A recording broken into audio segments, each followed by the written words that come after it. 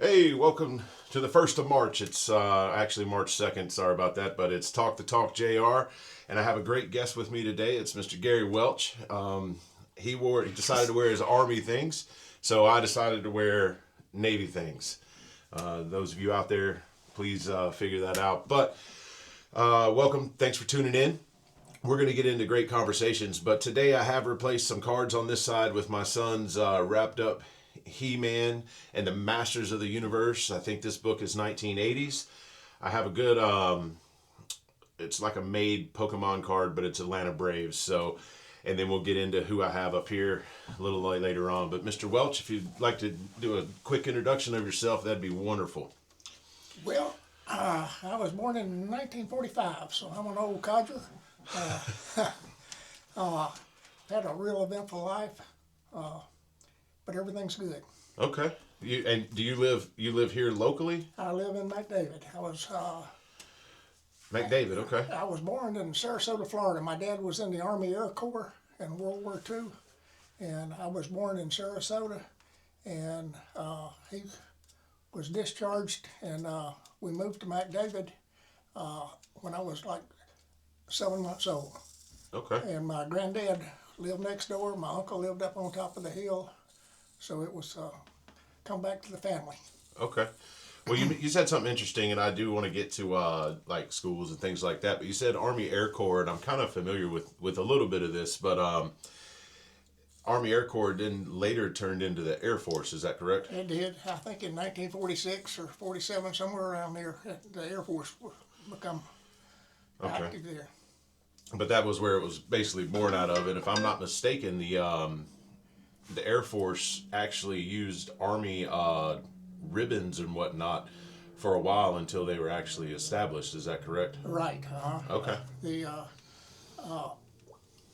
Army Air Corps was part of the Army. They went through all the boot camps and what have you. And then they specialized in mechanics. It was on aircraft mechanics instead of vehicles. And they had their pilots program and what have you. Okay, so basically you come from a family of service-minded. Right. We call them legacy, I guess. Yeah. Okay. So you were born in Sarasota. Then you moved. Your family basically moved to, if I understand this correctly, like a family unit compound type thing here in McDavid. Right. Okay. Mm-hmm. Well, since you lived in McDavid, where did you start school? Went to McDavid Elementary School. It was a 3-room school, 3 teachers. Each teacher taught 2 grades until I got in the 4th grade, and we had a big 1st grade class. So the 1st grade teacher just taught 1st grade. The next teacher taught 2nd and 3rd, and the school principal was my teacher in the 4th, 5th, and 6th grade. She taught 3 grades in 1 room. It was a real big deal to pass. You got to move over a row. You got a row. A row, because there wasn't about 7 of us in each grade. Okay. So that was the same school through what grade? Through 6th grade. 6. And then after that, McDavid Elementary School, Burville Elementary School, and Century Elementary School. Everybody went to Century High School starting in 7th grade. Okay. So 7th grade was high school. Right. All right. And that was up in the town of Century. Right. And that was the old school before they got rid of that and moved to Northview. Right. Okay. So after high school, did you do any kind of? I always tell people on this and how I explain it is, like for me, I had Wendy's. But did you have any job before you did anything else? Moved on, and I know we'll get there, but. Well, we were. My dad run scrub cows, so I spent most of my time fixing fences and chasing cows and what have you. Then when I graduated from high school and started college, I worked at the bag plant at St. Regis for 3 summers. And, The bag plant? They had the paper mill, and right by it was the bag plant. And after 3 summers there, convinced me that I didn't want to do that till I was 65. Gotcha. But it was a well-paying job for a college kid. Sure. Where'd you go to college? I went to Pensacola Junior College for 2 years. Okay. And then the Army sent me to Troy State University in 1973 to finish my degree out. Okay, so you joined the Army after you left PJC? Right. The Army and the Navy come out with a deal in 1965. If you had 2 years of college, could pass 3 days of testing and a first class flight physical, you could go to boot camp and then straight to flight school. So I jumped on that. I said, man, that ought to be a good deal going, and passed everything. Went talked to the Navy recruiter and said, hey, I'm ready to go. He said, sign right here for 6 years. And I said, well, I understand the washout rate's 50%. He says, yeah, you just have to finish your 6 years out. I said, well, let me think about this. I went over and talked to the Army guy, and he said, sign right here, 2 years. I said, understand the washout rate's 50%. He says, yeah, you just have to finish your 2 years out. I said, give me that piece of paper, and I signed it. And 5 days later, I was on a Greyhound heading to Montgomery. Okay, Greyhound bus. Yep.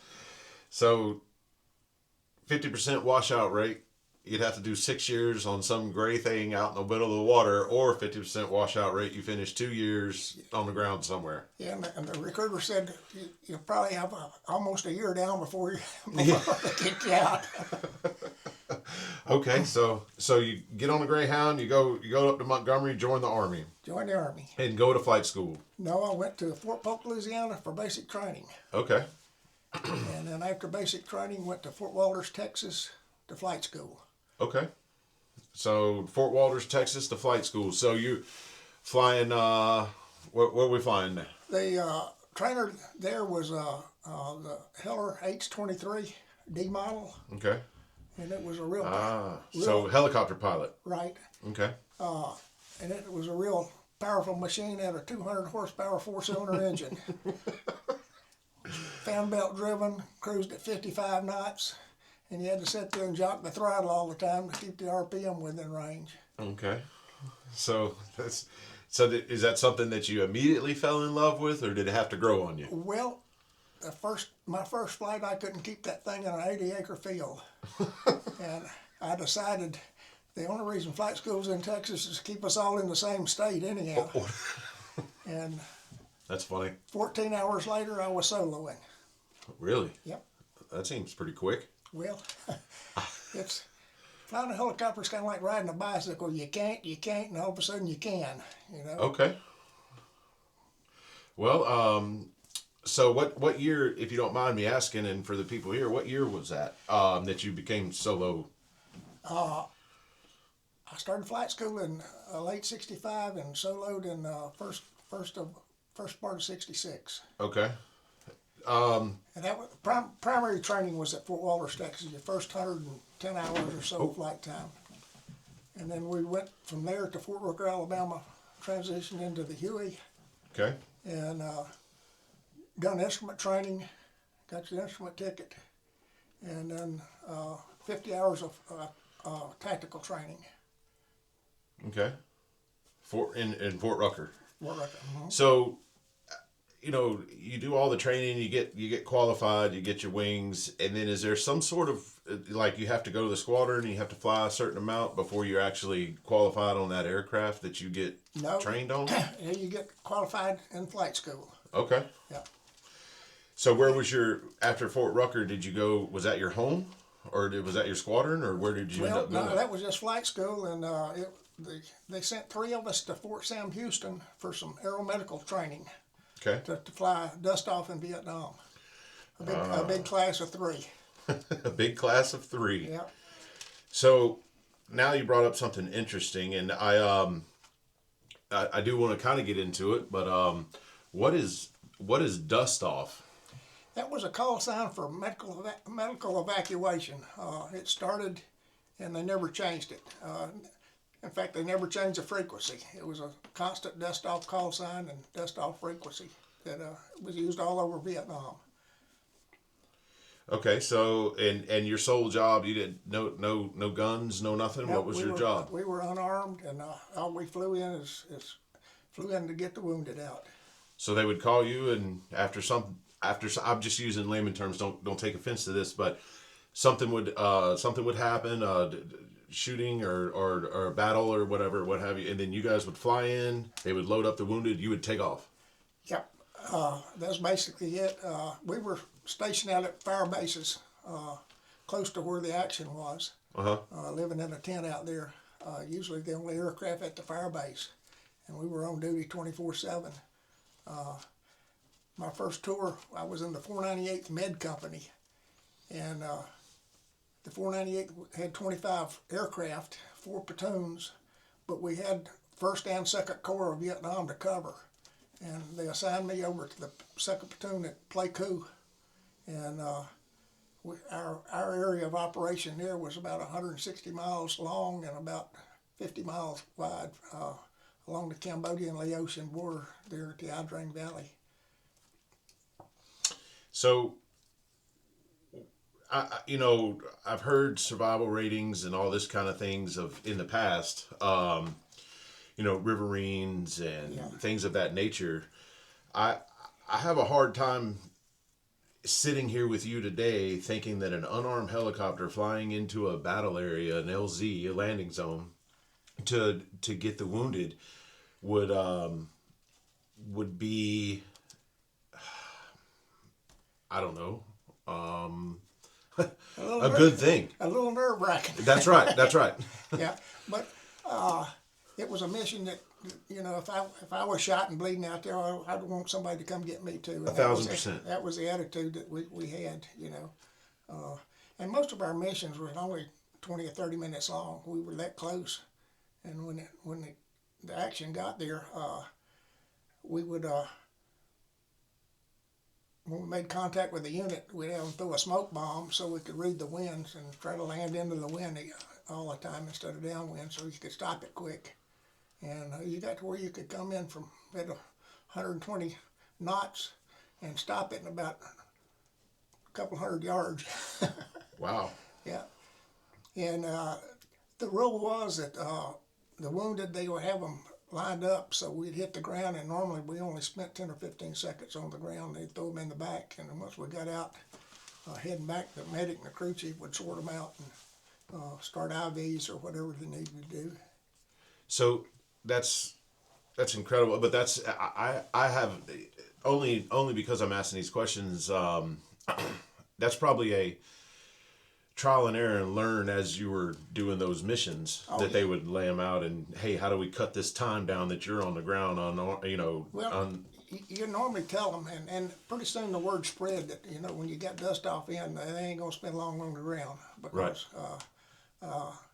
incoming mortars and what have you, no try defense. to get in and get out before they started landing. Wow. How many missions do you think you did, or do you know? I don't know. I had ended up with 1,200 hours of combat time, somewhere around there. Enough to get 31 air medals anyhow. 31 air. Air medal will be with 30 clusters. Wow.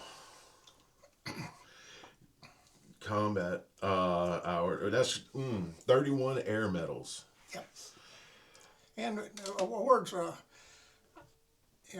most everybody come out with a Distinguished Flying Cross, Bronze Star, Vietnamese Cross of Gallantry with a few gold stars on it. Right. So I know we have spoke a couple times. Mm-hmm. Do you have any like, I don't want to rehash anything that maybe might bring something bad up, but do you have any stories that maybe a story you could tell that either funny, interesting, or anything that stuck with you? I can tell you how I become an instructor pilot the first time. Okay. Yeah. I was in the 2nd Platoon at Pleiku, and our maintenance officer left, and it was just a part-time job. All you did is test fly aircraft after they come out of maintenance. Mm-hmm. And if you was out of the fire base, they'd call you in to test fly one. It took an hour or so, and then back out you went. And the platoon leader called everybody in and said, "Hey, I need a volunteer to be a maintenance officer." Well, nobody would even look at him. And he said, "Well, if somebody don't volunteer, I'm going to have to pick somebody." And nobody volunteered. So he picked me. And I said, "Sir, I've only been in Vietnam for 3 months." I said, "I don't know anything about maintenance."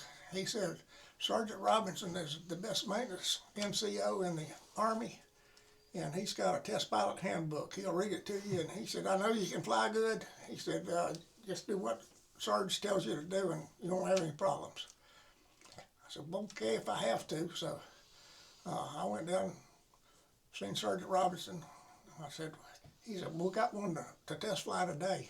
I said, okay, but I don't know anything about test flying. He says, I got the book, I'll read it to you.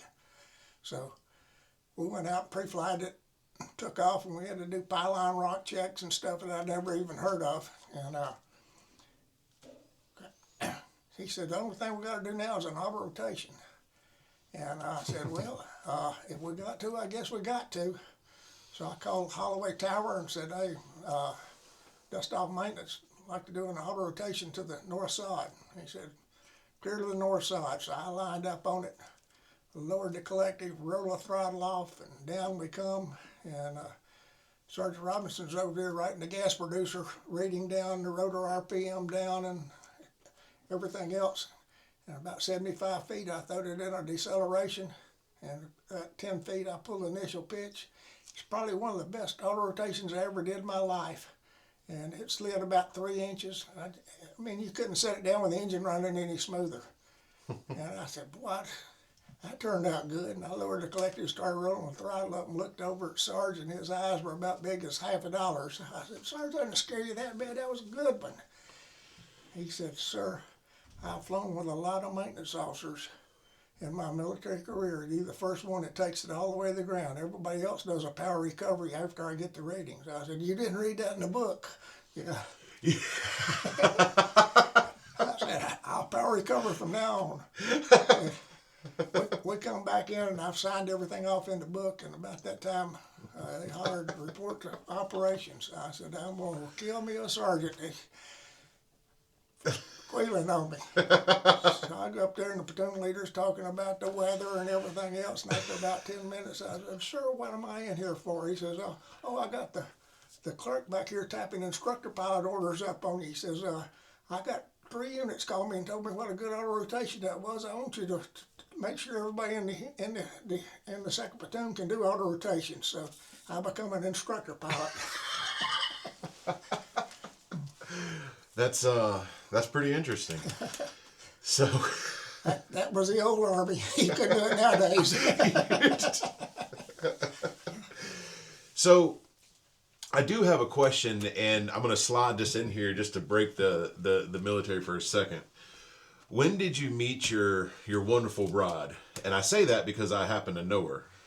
I met her, she was a freshman at PJC, and I was a sophomore. And back then, they paid a student to drive the school bus from the north end of the county down to college. So I met her on the school bus heading to college. So you met her before the Army? Yeah. And were you married before the Army? No, we got married while I was in flight school at Fort Walters, Texas. Okay. They wouldn't let me leave over Memorial Day, restricted to 200 miles. So I got the word, she come out, and we got married in the Chapel of Flags at Fort Walters, Texas. Huh. That's good. In fact, at our wedding, we had a full in-ranks inspection that Saturday morning, and the company commander says, everybody that attends Candidate Welch's wedding, the Chapel of the Flags, will get a 12-hour pass. So at our wedding, it was like my wife and 3 of her friends and 180 flight school cadets. Church was full. Well, I tell you, to make it through, in my opinion, this is my humble opinion, but to make it through anything in the service, you need a strong support system at home, and that wife is the one to do it. And Lynn, if you see this, I tell you, Lynn, you sticking by Gary through all of that and being there, holding the house down. That's a tribute to you, and thank you. I only made one mistake in Vietnam. Since I was a maintenance officer. Only one? Well, I let the crew chiefs name their helicopters. Okay. And I wrote my wife every day. And back then, you couldn't call home or anything. It was, see you in a year. And I wrote her and told her the name of the helicopter I was flying. And we had a Firebase Jackson's Hole right on the Cambodia and Laotian border in the Adring Valley, and we went out and got shot up pretty bad. 2 or 3 aircraft got shot down. They had like 30 or 40 casualties, and CBS News was at the fire base when I come in, all shot up, and they had it on the 5 o'clock news, 5:30 news at home, and Lynn seen that, and she like had a nervous breakdown for about 7 days till she got a letter after that. So from then on, I didn't let her know what I was flying or where I was at exactly. So you said the helicopter was shot up? Oh yeah, we got ripped pretty good. So we will go a little bit after the military career, but I will ask you this: how long did you stay in? I spent 21 years in. 21. I had a valid, a varied military career. I was a flight instructor at Fort Rucker, and then the Army sent me to the University of Southern California to safety school, aviation safety school. It was a school for NTSB guys, airline pilots, few military, for accident investigations. Okay. And that was one of my specialties in the Army. And then back to Vietnam, back to dust off with the 283rd Med Detachment again. And then I come back to Fort Rucker and was assigned to the Army Safety Center.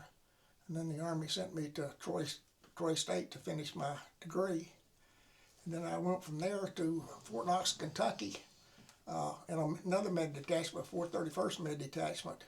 And our detachment and the one at Fort Sam Houston was authorized to fly military missions and military assistance to safety in traffic. And it was a prelude to life flight to prove that helicopters were viable in the civilian world. And what was the name of that again? It was a MAST unit, Military Assistance to Safety in Traffic. Okay. Yeah. And the detachment at Fort Knox, Kentucky, and the one at Fort Sam Houston, Texas. Okay. Flew that for Fort Knox, Kentucky. yeah, 2 years and 3 years, and then they started life flight civilian aircraft doing it. Okay.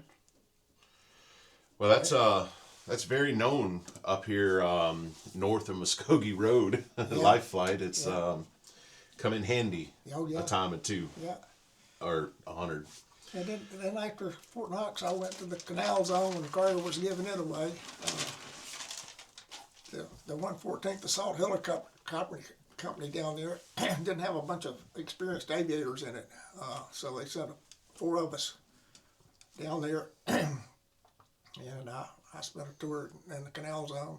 But about half of my time was up in Central America, flying up there, Honduras, Nicaragua, Costa Rica, El Salvador. Then I come back to Fort Rucker and taught instructor pilot school, and then commanding general, I had the night vision goggle instructor pilot's course. I had 5 guys that worked for me, and we trained 12 night vision goggle instructor pilots a month. And I come in one night and there was a note on my desk to report to the commanding general at 8 o'clock in the morning. So I asked the guys, I said, who stepped on it? They'll clue me in. I got to go see the commanding general, you know. Nobody knew anything, so I went up and reported to him. He said, I'm moving you to post headquarters. I said, what on earth for, sir? He says, to handle noise complaints. He said, I'm getting 20 a week. If I don't get a handle on it, I'm going to get relieved. And I said, why me? He said, well, I went through all the records at Fort Rucker. You have flown out of every stage field at Fort Rucker, day and night. And he says, nobody knows Fort Rucker like you do. I said, well, why me? And he said, you speak the local language. He said, if I send somebody from Massachusetts out there, they'd kill him. Because they're already mad before they call me. And I said, well, sir, why me? And he says, you drive a pickup truck. So that was my qualifications for the job. Fort Rucker liaison. Yeah, noise complaint man. And And so I started going to city council meetings and stuff like that, and got the word out. Hey, if you got a problem, call me. Here's my phone number. And I got to meet a bunch of people in the local area. Yeah. And we got a handle on it. A lot of times the guy would be cussing me out over the phone. I'd go out and talk to him and show him what everybody else was having to put up with, because we was putting 300 helicopters in the air a shift, and I'd come back with a mess of collard greens or something. And then I went from there to Korea, spent a year on the DMZ in Korea with 2nd Infantry Division. I was a division standardization safety officer. Then I come back to Fort Rucker and had the command flight platoon. And then General McNair, he was from Pensacola, made me his aide. So I was the aide to commanding general. And after that, they made me the post safety officer. Okay. And I retired and come to McDavid then. I bought some land a mile south of where I was born and raised. Okay. There's an interesting story about your land and your house that I want to get to, but just before I get to that, just last Veterans Day, I was, bumming around and I didn't have anything to do. And if you believe that, I got a bridge to sell you. But I showed up down at Veterans Memorial Park in Pensacola, and they recognized the dust-off pilots, and there was a dust-off crew there. There was a lot of people there. I say a lot, probably, I can't remember, 12 to 15 of you. And there was a recognition there. Now, as far as I know, it could be wrong, but the medal has not been struck yet and made or whatever. However, last year, you want to maybe talk about what the dust-off pilots were awarded? Yeah, the dust-off crews received a congressional gold medal, which is the highest civilian award you can get in America. And it was awarded to everybody that flew dust-off, medics, crew chiefs, and pilots. The only problem is we're all getting old, and if they drag around much, they ain't going to have to build many medals. Yeah, they're not going to have to strike any of them. Right. Okay. Well, I tell you, I'm going to be honest with you, and I don't know, I know everybody else feels this way that was there. I was an honor to be there and watch and hear that and listen to the stories. I know Mayor D.C. Reeves for Pensacola was there, and his aide was there. Yeah. Now, I know one of his aide, I don't know if it's his aide, I think it's the assistant city manager, Mr. Cliff Collins. He was there, and he spoke beforehand. Now, he was the chief of staff for a couple of admirals here in town, and he was active duty at one time. So listen to those gentlemen speak. I saw 2 commissioners that were there. They spoke to you guys afterwards. It was a lot of respect and a lot of diligence paid, but that was rightfully so. And again, just the honor of being able to show that to the ones that provided for the future of this country. So that was a great ceremony. Yeah, dust-off crews got shot out a lot over there. Well, no defenses. I think the NVA figured out that we was unarmed. Instead of shooting through the bushes, a lot of times they'd walk out in the open and shoot at us. I can only imagine if, I don't know how, APUs or your hydraulic systems and how you were able to pull that thing up if you were just taking shots and rounds. I don't know. Well, when you're a little bit scared, 40 pounds of pressure with no hydraulics, it ain't no problem. No, I'm with you. The adrenaline just got you and you got to get out of there. Yeah, 100%. So that's an amazing life story, a career and hang your hat on, and nobody in their right mind would say anything if you decided just to fade off right there. But since I've met you, that's not it. No. So now we got to go on and move on, because you've had multiple, I would say, multiple lives as a young man. So you're young today, but what have you done after? Well, when I retired out of the Army, the last 2 years I was in the Army, I bought a couple wings of the old World War II Here we go. hospital at Fort Rucker and salvaged the wood out Well, of it. hold on. You bought a couple wings of a hospital. How did? I need to hear this whole story. We got an hour, and I know we're halfway through it, but I wanted to. This story should be shared, I think, and if you're okay with that, how does that work? They were auctioning off the old World War II hospital by wings. Okay. And I got mixed up on the dates, and I was going to go over the last day to submit a bid, and hopefully one of the guys would tell me what the minimum I need to bid. Well, I got the dates mixed up and showed up over there the date they opened the bids. Oh, okay. And I said, man, I would sure wanted a couple of wings there. He said, well, how bad you want it? I said, bad enough to be over here. He said, well, you can still get them. It was 8 wings that didn't sell. And he said, but it's going to cost you. I said, well, how much? He said, you got to match the minimum bid that one of the wings sold for. I said, what's that? He said, $50. I said, I'll take 2. And he says, which 2 do you want? I said, for $50, it don't matter. He said, no, here's the keys to them. Go check them out. So I went down and picked 2 that had good access to, so I could get my trailer in to salvage the wood.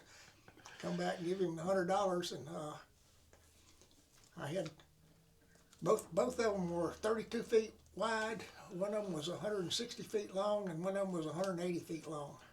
So it was a lot of material.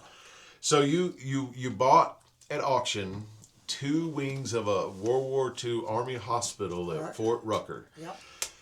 Now you've got that. You measured it. You got your measurements. You just said it. So what did you buy those for? Wanted to salvage the wood to build me a house, because back then the Army didn't pay a whole lot. And, Okay. both wings I got had a 15-ton air conditioner hooked to it, and it was all aluminum conduit, copper wire. One of them was a supply wing that still had all the frames where they stocked everything. And I found me a junk man that I told him, I said, let's come up with you salvage the 2x stuff and put it on my trailer, and you can have all the junk. And he said, well, that's a good deal. So every morning on the way to the flight line, I'd take my trailer over, and he would stack a 70 or 80 16-foot 2x12s on it. And when I got off from work, I'd hook onto it, bring it back. I lived on post, back it around the backyard and pull nails out and stack it up. On weekends, I'd haul it to my dad's.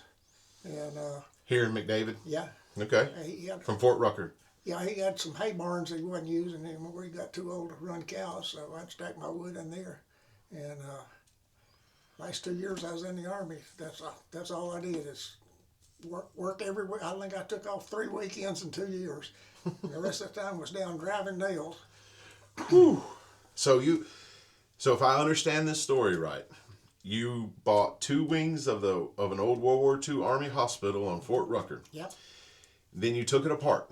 yep. You salvaged the junk man, took it apart for you while you were at work. You pulled nails. You drove it on the weekend. You drove all the wood back to McDavid. Well, not all of it. It was a lieutenant colonel that was retiring and building a barn, and I sold him a bunch of trusses for $1,200, so I made money. Okay, you made the money back Yeah, and built a house. Yeah, Was all the wood in your house used? So you still live in that house today? I do. Okay, so 40-year-old house that you built out of World War II Army Hospital. Now, was all the wood you used for the house No, out of that? I had to buy plywood for the floor and Okay. for the decking on top. For the roof? Right. Okay. And the 2x4s were yellow pine, and yellow pine's known to spit nails. So all my framing on the inside was a lodgepole. Holds nails good. Okay. And I got me 2 or 3 books and boned up and took the certified contractor's license in the state of Florida. So I was a a registered general contractor when I was building my house, and anything I need to buy, I got a discount. Well, hey. And I was really going to get in that field, but I found out you had to be a shyster to be successful, because this was in 1986, and the interest rate was 14%, and wasn't nobody building, and so I decided to teach school. Okay. So you became a school teacher. I became a school teacher, and I said, well, if I can't build them, I'll teach them how to build them. So I was a shop teacher. Okay. In 1986. Right. Now wait a minute. You missed over a funny story about your house. I want to bring your wife back into it. What'd she tell you about that? Because you told me something, and I want you to share this if you want to. I always had a sideline going, and the rocket boxes up there were made out of wood. They had two 16-pound warheads in them. Yeah. And I could buy those things for like 20 cents a piece, and I would take them apart and build lawn furniture out of them and sell it. Well, the kickboards on my stairs going upstairs, the width of the wood was just right, so I put ammo boxes in for the kickboards going up the stairs. Yeah. And my wife said, you ain't putting all that ammo box wood in my house. But I went ahead and done it anyhow, and didn't tell her about it. And she didn't notice, because each board had a 16-pound high explosive into the wood. And they're still there today. Really? Yeah. You just covered them. Yeah, we got carpet on them. Okay. Yeah. That's pretty interesting. That's maybe that's a history selling point if you ever have to sell the house or anything like that. I'm saying that it was made out of the hospital. I don't know. So, okay, 1986, become a schools teacher, and that's where? Century High School. Oh, wow, back where? Went back. Yeah. My old baseball coach in high school was a principal. Okay. And he hired me. Okay. How long did you do that for? I taught at Century for 7 years, and they consolidated Century High School and Ernest Ward High School at Walnut Hill into Northview High School. Okay. And Miss Gail Weaver was selected as a principal to build the school and what have you. And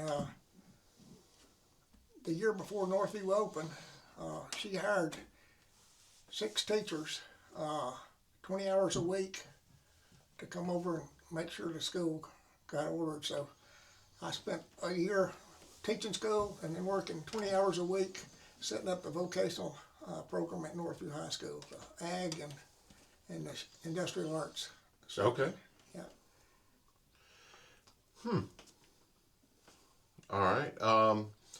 So that takes you 6 years. That'll take you to 92. So what? Yeah. 93 after the year. So what happened after that? I started teaching at Northview. In fact, the first year at Northview opened, I was the teacher of the year at Northview High School.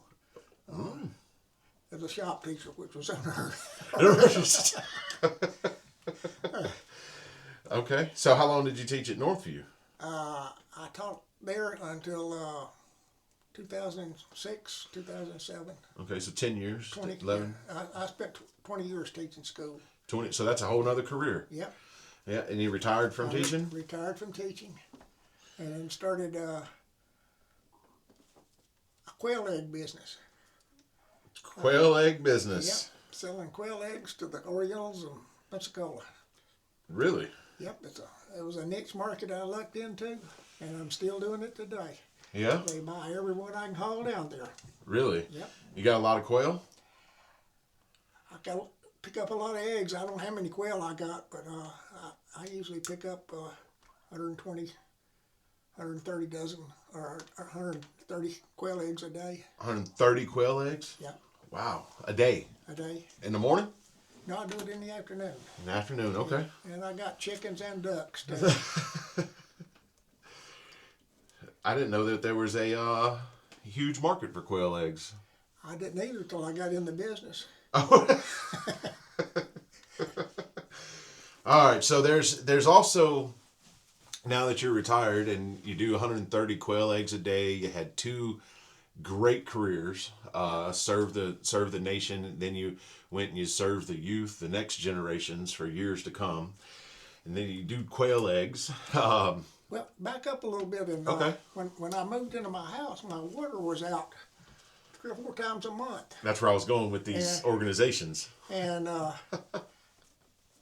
they had the annual, Central Waterworks had their annual membership meeting in January. So I went to the meeting and asked a few questions. And next thing I know, they done elected me to the board. And I got with the county commissioners and what have you. They were starting fire departments in a lot of communities around then. And I got an MSBU grant to upgrade the water lines and put fire hydrants in on the south end of the system. And, In McDavid? well, from McDavid and Bogie. Okay. Central Waterworks has got 240 miles of main, so we Okay. got a big area. We got 300 customers even in Alabama. And after I got that grant, I found a contractor that he said, I got 3 guys that need a payday, and he said, I got no work for them. He says, if you will pay their salary and buy diesel for my equipment, that's all I'll charge you to bury the pipe. And so we got it done cheap, and next thing I know, they done elected me president, and I'm still president of Central Waterworks today. What is? Okay. Is that so? Does that pay though? No, it's, Okay, right. So that's a club or organization and a deal, and that's where I was kind of headed after the careers status. So how long you been doing that? I've been president 30-something years. President of Central Waterworks. Yeah.